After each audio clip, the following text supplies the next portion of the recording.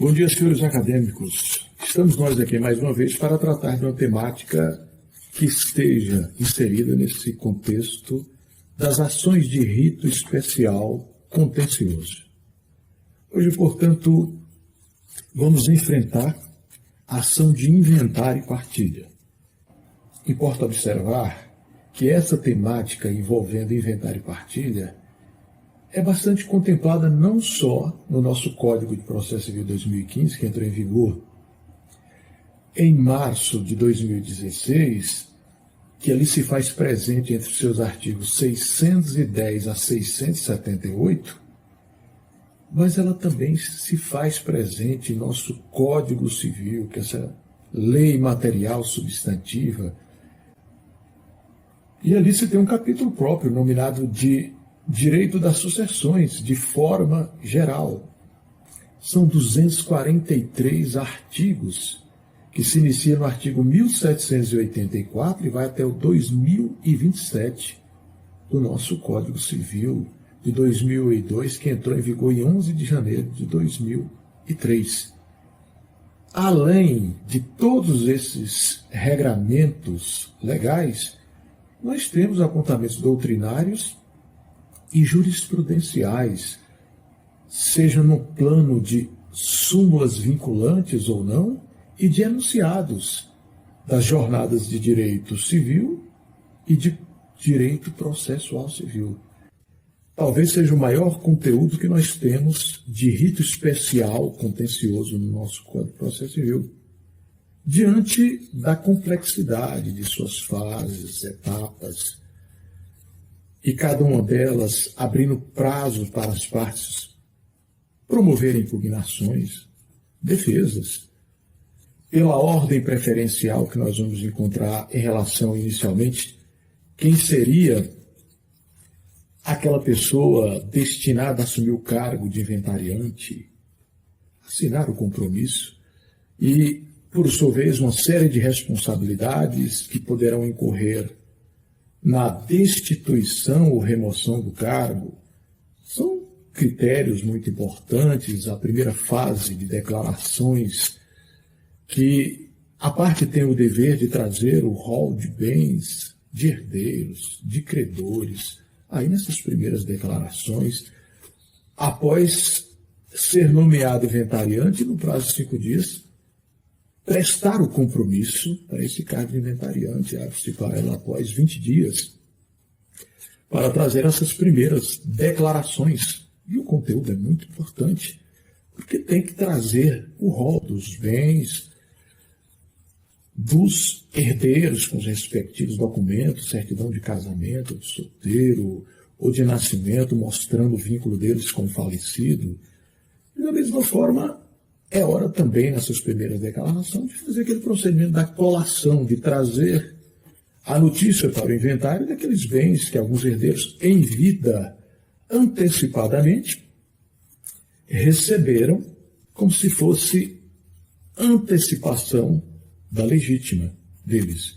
Então, é preciso trazer, até para evitar uma penalização, porque se esse herdeiro sonegar essas informações, esses dados, ele pode não ter direito de herdar este bem que lhe foi antecipado em vida. E a colação, ela vem de forma muito específica para trazer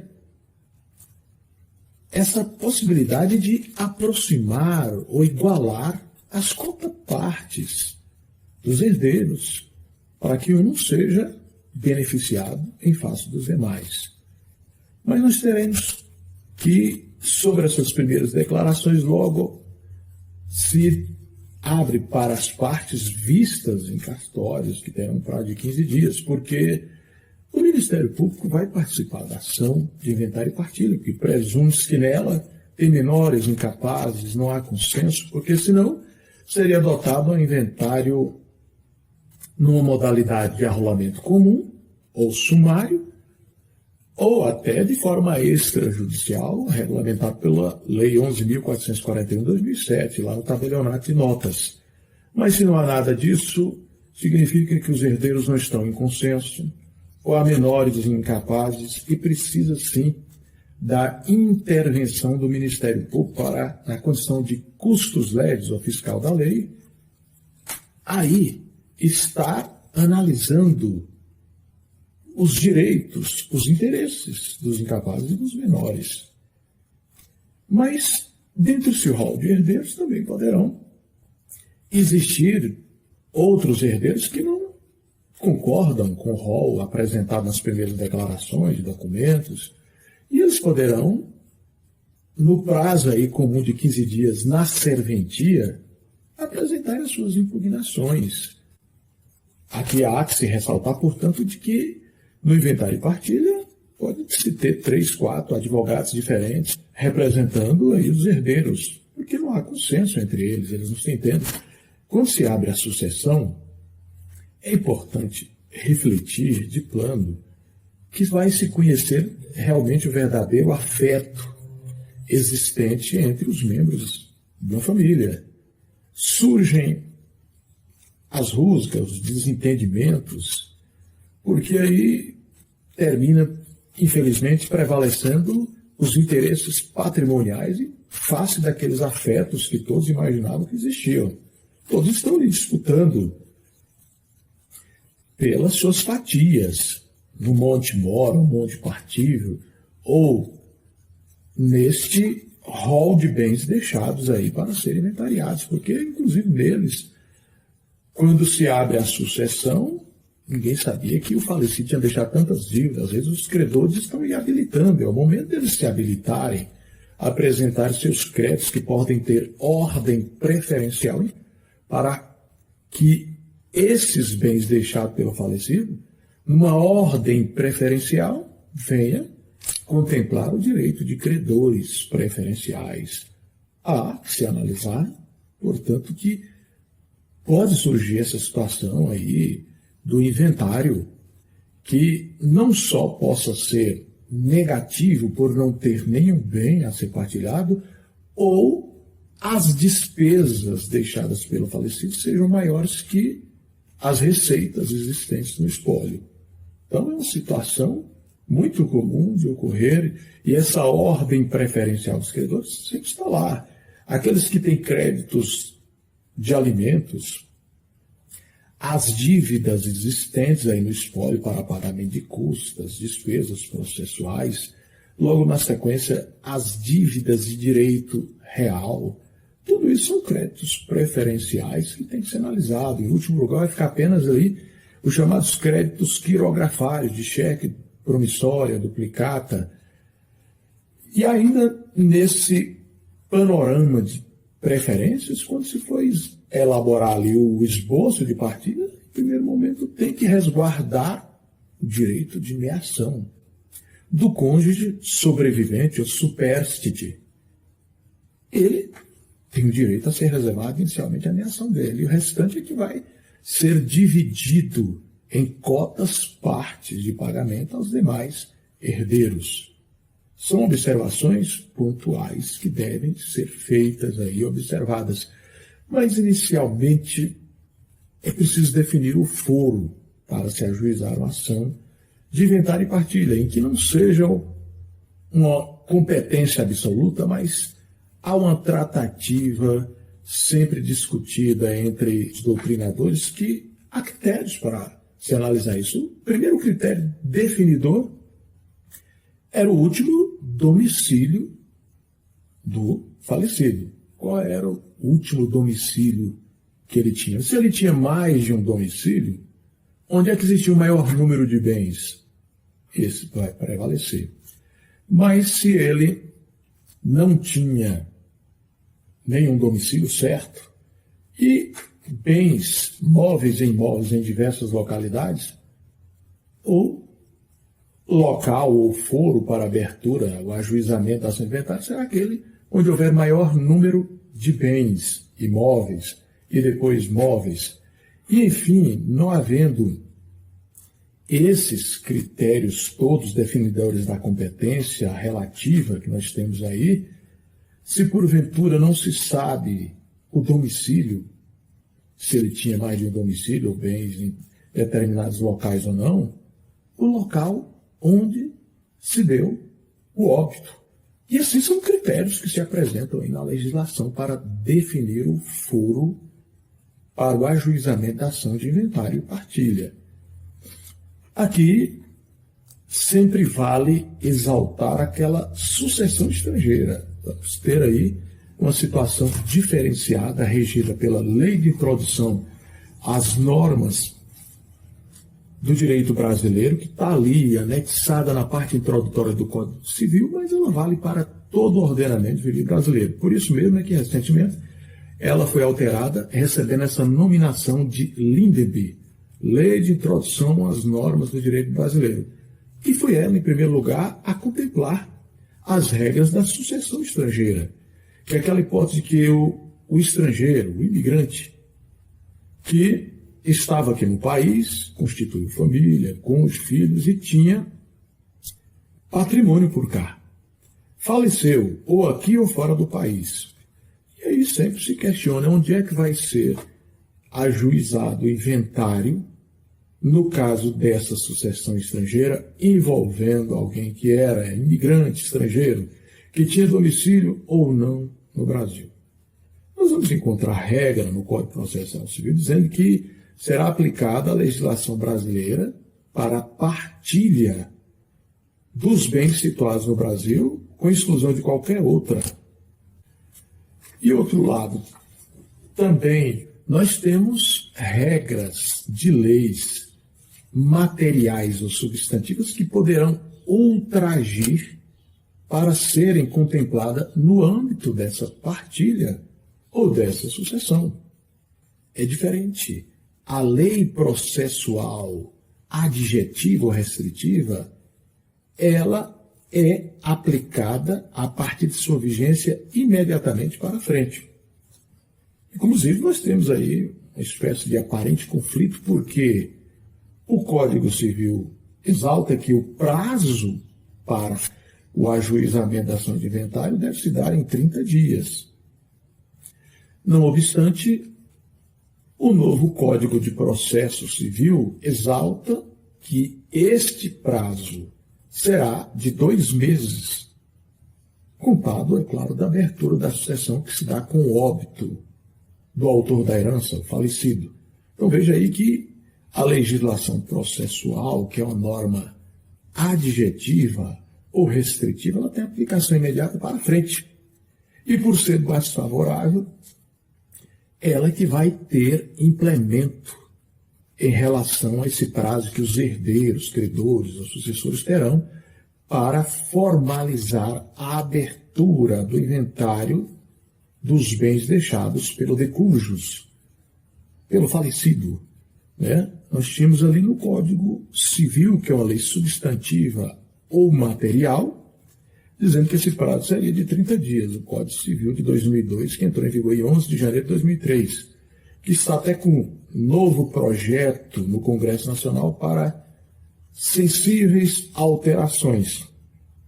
E aqui nesse particular, então, nós vamos lembrar que vai prevalecer esse prazo. E o que faz e o que acontece se os herdeiros ou sucessores não formalizam esta abertura do inventário no prazo de 2 meses contado da abertura da sucessão. Isso vai de acordo com cada estado, com seu código tributário. E nós vamos observar que vai ter multa, que pode começar por 50% aí do ITCMD, que é o Imposto sobre Transmissão, Causa, Mortes e Doações, sobre o rol dos bens deixados pelo falecido. É muito importante, às vezes as pessoas vão levando isso para frente e essa multa de valor expressivo. Deve-se buscar conhecer, portanto, o Código Tributário do Estado, onde vai ser feito aí o inventário e partilha para evitar essas taxas alarmantes pela não abertura ou formalização do inventário dentro desse prazo fixado pela legislação processual, que é de, no máximo, 2 meses. Mas nós vamos observando que, muitas vezes, o falecido deixou bens no local do seu principal domicílio, mas também há bens em outras cidades que ele tinha, patrimônio espalhado aí pelo país. O ITCMD sobre os demais bens, eles serão recolhidos, respectivamente, nas comarcas ou cidades onde eles situam.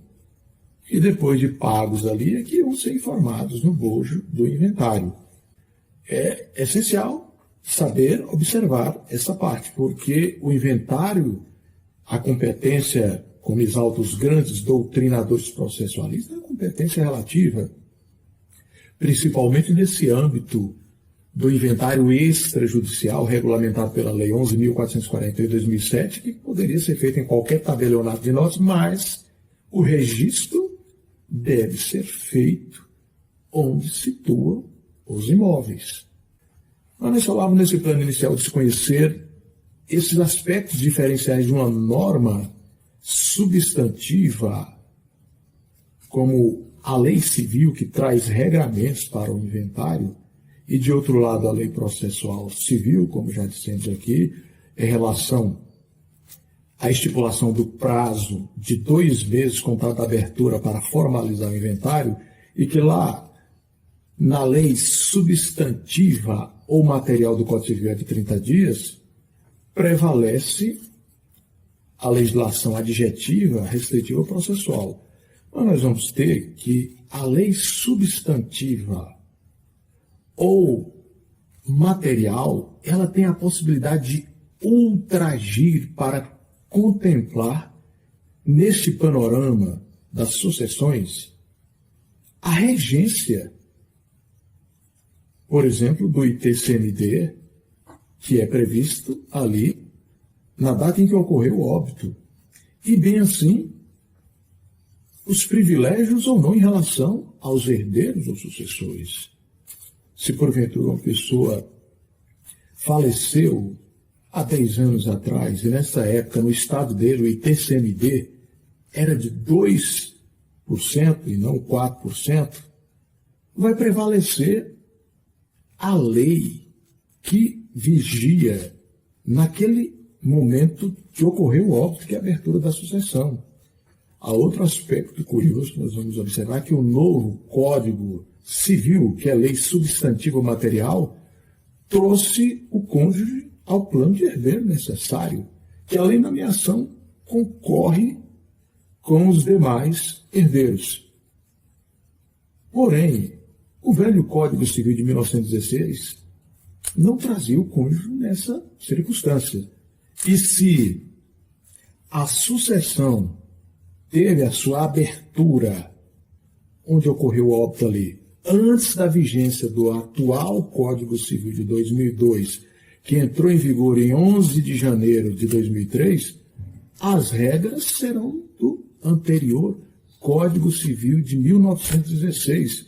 E aí o cônjuge não teria esse privilégio de ser herdeiro necessário e, além da sua meação, concorrer com os demais herdeiros.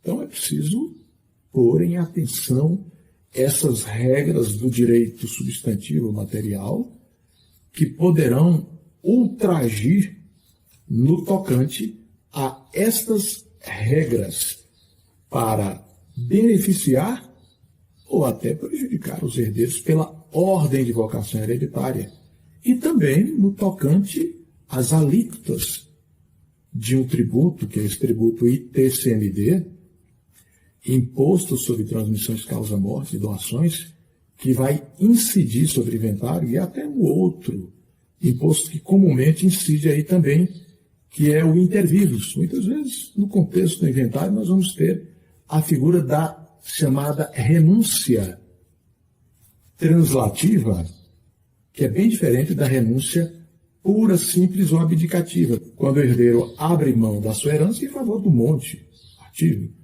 Mas numa renúncia translativa, não. A pessoa abre mão da sua parte da herança para um outro herdeiro. E ali, tentando evitar a cobrança dessa transmissão inter vivos. Isso não pode ocorrer. O juiz vai mandar lá dar termo no inventário para que seja recolhido esse ITBI inter vivos, porque houve a transmissão entre vivos. Então, voltando aí às nossas fases, etapas do inventário, como nós tínhamos falado ali inicialmente, o juiz já analisou o rol da escolha daquele que vai exercer o cargo de inventariante.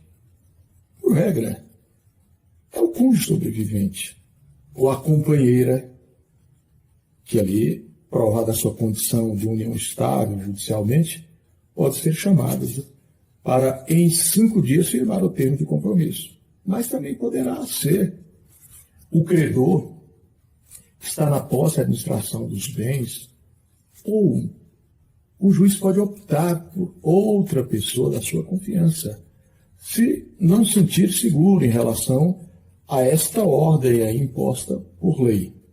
Nomeado inventariante, ele é chamado em 5 dias para prestar o compromisso.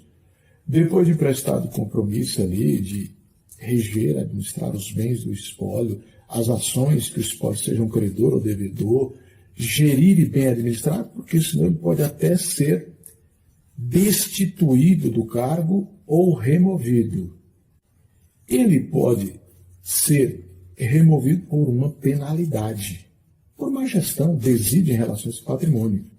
Ele pode ser destituído do cargo por uma questão de ordem externa. Ele não tem condição pela idade, adoeceu, não está mais morando na comarca, então ele pede ao juiz que faça a sua destituição. A remoção, portanto, é diferente da destituição, que é uma penalidade que deve, inclusive, assegurar o direito de defesa ao inventariante. Mas se nada disso aconteceu, o inventariante, prestado o compromisso em 5 dias, ele terá o prazo de 20 dias, é claro, por meio de seu advogado, como aqui dissemos, apresentar as primeiras declarações, que, a grosso modo, é trazer o rol dos bens existentes a serem partilhados, as dívidas, os herdeiros com suas respectivas documentações de bens também a serem partilhados. Apresentadas estas primeiras declarações, e em se tratando do inventário e partilha, que por regra não há consenso, o juiz abrirá em cartório o prazo comum de 15 dias para que as partes possam impugnar esse conteúdo. Não concordam com o quanto dos bens, com os valores que foram apresentados a eles, com o rol de herdeiros, isso tudo pode ser impugnado. Mas há uma questão curiosa. Nós tratamos aqui sobre inventário e partilha, que é um rito especial contencioso. Significa, há resistência, há uma lide aí, há um conflito de interesse qualificado por uma pretensão resistida, mas no inventário não há um campo propício para provas orais. Se porventura surgirem esse tipo de controvérsia que deve ser ouvido provas orais, o juiz vai remeter as partes às vias ordinárias.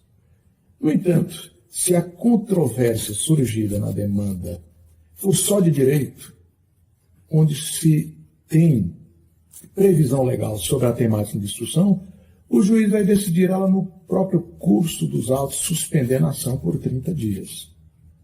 Uma regra muito importante para ser analisada. Mas, voltando às nossas primeiras declarações.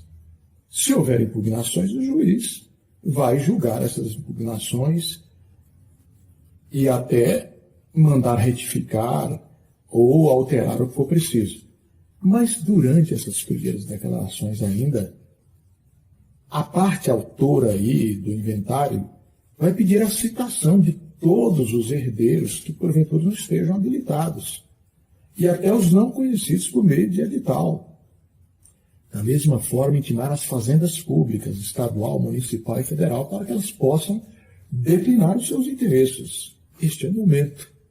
Nem sempre se conhece todos os herdeiros deixados pelo falecido, e por isso mesmo é que no curso da ação de inventário e partilha, o juiz, quando deita ali a sua decisão, ele traz no corpo dela a expressão: ficam resguardados os interesses de possíveis terceiros prejudicados, porque poderá existir a petição de herança, a sobrepartilha, a investigação de paternidade. A gente sabe que o direito à ação de investigação de paternidade não se prescreve, é um direito imprescritível. O que nós temos é que a petição de herança, sim, foi definido pelo STJ, que a parte contada da abertura da sucessão terá o prazo de 10 anos para articular a ação de petição de herança. E a sobrepartilha em relação àqueles bens que ninguém conhecia e que ficaram fora, também não há prazo para elas. Poderão ser articuladas a qualquer momento a sobrepartilha. Por isso, é muito importante discernir esse aspecto. Há uma criança, a partilha já foi apresentado e o seu plano ali homologado. E o que fazer? Antes mesmo dessa criança nascer, ela pode interpor a petição de herança, porque começa a contar o prazo para ela da abertura da sucessão em 10 anos. E às vezes demanda muito tempo essa ação de investigação de paternidade, e ela pode ser prejudicada por esse pleito prescricional da petição de herança. Por isso, não é vedado por lei que, ainda que não se tenha provado a paternidade pós-mortem, o suposto herdeiro pode, de plano, já interpor a petição de herança nesse prazo de 10 anos, contado da abertura da sucessão, para exatamente não ter nenhum prejuízo. Mas voltando, portanto, às nossas primeiras declarações, apresentaram impugnações, credores foram habilitados, citaram o interessado, e tudo ali foi submetido agora ao juiz para analisar as impugnações. E se nada disso trouxe irregularidade que justificasse, por exemplo, uma controvérsia para o juiz suspender por 30 dias, decidir ou remeter as partes às vias ordinárias, porque tem a prova oral, o juiz, numa próxima fase, vai submeter a avaliação dos bens do espólio. É importante aqui acentuar um aspecto que muitas pessoas trazem em nível de equívoco. Às vezes o falecido deixou um seguro, valores de seguro. Eles devem aparecer no rol aí de bens, mas sobre esse valor do seguro, ou dos seguros que deixou, não haverá incidência de custas processuais e nem tampouco do tributo ITCMD. É isento. Esse valor de seguro, a metade dele vai para o cônjuge sobrevivente ou companheiro, provado a sua condição por meio de uma ação declaratória de união estável, e a outra metade para os demais herdeiros. Feita a avaliação sobre esses bens, é hora de esse laudo de avaliação ser submetido à análise do Ministério Público, principalmente das fazendas públicas, que podem querer ou não impugnar esses valores, porque as fazendas públicas, município, Estado, União, poderão ter interesses, né, e de que o valor desses imóveis seja o mais real, porque haverá, por exemplo, incidência de tributos sobre esses bens, seja o ITR, Imposto Territorial Rural, sobre algum imóvel que o falecido deixou, o ITCMD, que nós temos aí nesse plano estadual, e até mesmo imóveis do município que estejam com dívidas de IPTU. Por isso mesmo que essas fazendas públicas têm interesse, e essa avaliação elas serão chamadas, junto com os demais credores interessados, a manifestar. Se não houver impugnação, é hora dos autos serem encaminhados para as últimas declarações do inventário, que é aquela fase que antecede a esta construção do esboço de partilha, onde as partes têm ali para retificar, corrigir algum erro, trazer mais um herdeiro ou bem que ficou fora da partilha, e as partes, mais uma vez, são intimadas no prazo comum em cartório por 15 dias para manifestar sobre essas últimas declarações. Se não houver impugnação, E é hora de se fazer agora o cálculo do tributo, o ITCMD. Então, o imposto sobre transmissão causa mortes e outras doações que, como nós dissemos, tem aí uma variedade de alíquotas de estado para estado, 3%, 4%, ou até valores inferiores ou maiores. Apresentado esse valor da alíquota, e aí com seu respectivo cálculo, e pode existir também, como nós dissemos, o chamado imposto ITBI intervivos, porque houve uma doação de um herdeiro para o outro, ou a chamada renúncia translativa, aí do transcurso do inventário, e havendo essa renúncia, muitas partes fazem isso para tentar sonegar esse tributo, o ITBI intervivos. Mas o juiz, estando atento, ele vai mandar reduzir a termo nos autos de inventário essa renúncia translativa, mandando efetivar também o cálculo para pagamento pela parte interessada.